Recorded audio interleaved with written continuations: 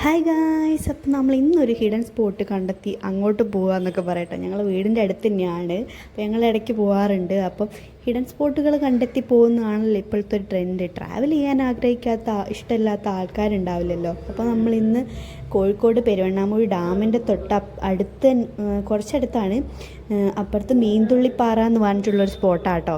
അടിപൊളി സ്പോട്ടാണെന്ന് പറഞ്ഞാൽ പറയാം ഗൈസ്. അടിപൊളി സ്പോട്ട് എന്നാൽ അടിപൊളി സ്പോട്ട്. നമുക്ക് ഉച്ച കഴിഞ്ഞൊക്കെയാണ് കേട്ടോ അവിടെ പോകാൻ സുഖം. നല്ല വെയിലൊക്കെ കുറച്ച് കുറവുള്ള സമയത്ത് പോകുന്നതായിരിക്കും നല്ലത്.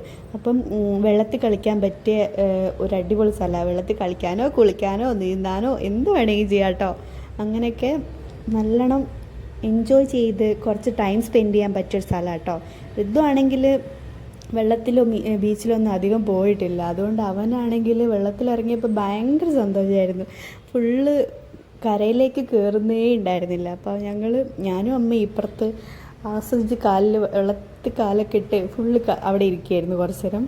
പിന്നെ അവന് വെള്ളത്തിൽ നിന്നിങ്ങനെ നീന്തി ഏച്ചി പിടിച്ചിട്ട് നീന്തി ഒഴുകി കളിക്കായിരുന്നു പോലെയൊക്കെ ആയിരുന്നു കേട്ടോ. അപ്പോൾ അവൻ കുളിച്ച് കയറിയെന്ന് വേണമെങ്കിൽ പറയാം. അവനാണെങ്കിൽ 2-3 പ്രാവശ്യം ഞങ്ങൾ പോരാൻ വേണ്ടി പോവാൻ ഋതു എന്നൊക്കെ പറഞ്ഞിട്ട് കയറ്റി, എന്നിട്ട് അവൻ കയറിയില്ല. ഭയങ്കര കാർജായിരുന്നു കേട്ടോ.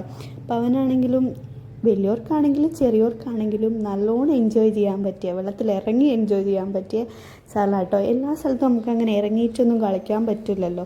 അടിയിൽ നിന്നാണെങ്കിലും ചെളിയും കാര്യങ്ങളൊക്കെ ആയിട്ട് നമുക്ക് ഇറങ്ങാൻ പറ്റിയൊരു സിറ്റുവേഷൻ ആയിരിക്കുമല്ലോ പല സ്ഥലത്തും വെള്ളത്തിൽ. അപ്പോൾ ഇവിടെ ആണെങ്കിൽ നല്ല ഭംഗിയുള്ള ഉരുളങ്കല്ലാട്ടോ, അടിയിലൊക്കെ ഇങ്ങനെ പായിട്ട പോലെ.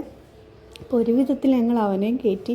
അവനാണെങ്കിൽ ഫുള്ള് കുളിച്ചത് കാരണം ഡ്രസ്സൊക്കെ മാറ്റി ഫുള്ള് അങ്ങനെയായിട്ട് തിരിച്ചു പോയത്. ഞങ്ങൾ പേരാമ്പ്ര ഒന്ന് പോകാനുണ്ടായിരുന്നു സാധനം മേടിക്കാൻ. അപ്പോൾ അതും കഴിഞ്ഞ് വീട്ടിലേക്ക് തിരിച്ചു പോയിട്ടോ. അപ്പോൾ ബൈ ഡിയേഴ്സ്, അടുത്ത വീഡിയോ വരയ്ക്കും. Thank you.